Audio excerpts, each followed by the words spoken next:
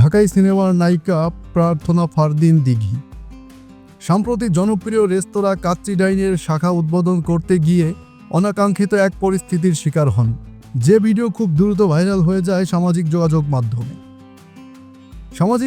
Video viral হওয়া ভিডিওতে দেখা গেছে প্রার্থনা ফারদিন দিঘি যখন রেস্তোরাঁটিতে খাবার খাচ্ছিলেন তখন একজন ওয়েটার পানীয় পরিবেশন করতে আসেন।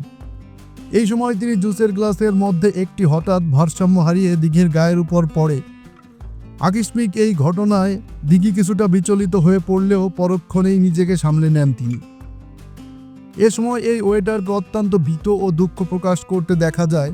তাৎক্ষণিকভাবে রেস্তোরাঁর অন্য কর্মীরা এসে দিঘির পোশাক ও হাত পরিষ্কার করে দেন।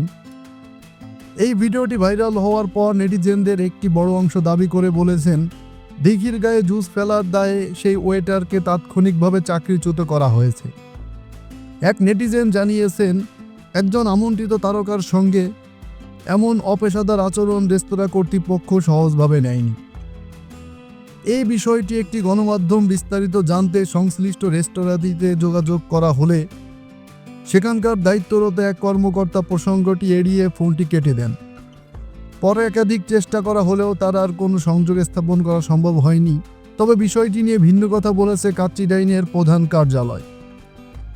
প্রতিষ্ঠানটির মার্কেটিং বিভাগের কর্মকর্তা সৈয়দ তানভীর নীল এই গুঞ্জন নাকচ করে দিয়ে বলেন, চাকরিচ্যুতির দাবিটি সম্পূর্ণ মিথ্যা।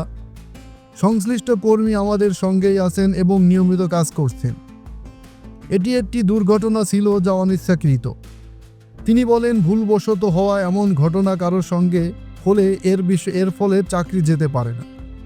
অফিসিয়ালি কিছুটা জবাবদিহিতা করতে হলেও এর বেশি কিছু হয়নি।